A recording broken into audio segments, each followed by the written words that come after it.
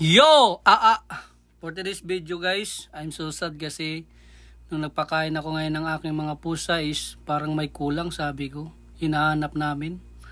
Yung pala'y nakatago lang dito at yun, ginamot ng aking veterinary na si Paring Aristan. Kasi nakakain siya ng bukog, alam niyo ng bukog, yung tinik.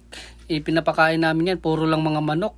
Tapos pag may isda naman na mga lapu-lapu na mga talagang tinatanggal namin yung mga tinik niyan. Ngayon may siguro kasi yung kapitbahay, mga karumit namin, pinakain yun. Nakakaawa ngayon. Pumayat na pala kaya nagtago siya sa likod ng washing machine namin. Kaya yun, niya Arista ng tubig, tapos binilhan pa namin ng gatas. Gusto yata may injection na itong isa ko. Tapos yun nga, tapos sabi ko sa kanya, ikaw naman medyo may karanasan sa veterinarian yun. Pinapapam, sabi ko, ako na lang nagsabi sa'yo. Humihinga pa naman yung aking si Kring Kring. Kaso payat na niya, kaya pala hindi na siya nakakainom ng tubig. Nakakaawa nga.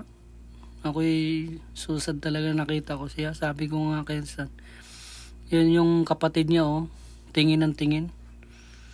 Nakakaawa nga guys, sabi ko sa kay Rista na ipapump niya yung para mag-breathing ang Tapos yun nga, yun, habang sabi ko lakas-lakasan, na din siya kasi nga medyo maiyak na ngayon si Arista habang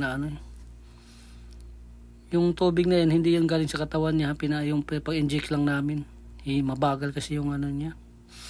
Pero okay naman, medyo nakakahinga siya, pero so sad pa rin talaga guys kasi kinabukasan pagtingin namin talagang wala. Pero at least yung gumagalaw na siya, talagang kinakaya niya, pinapaano ko. Talagang wala na, di na talaga kasi siguro mga 2 days o 3 days na siya nasa likod ng washing machine. Kung nakita ko lang kaagad at nabilang ko si Kringking, maagapan pa sana namin. Kahit nilagyan na namin ng gamot.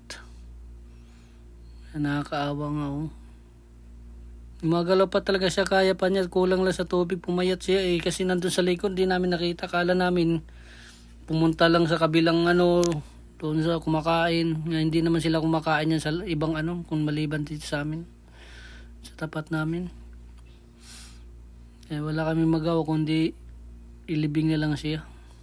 Kinabukasan nakita namin wala na talaga. Sayang.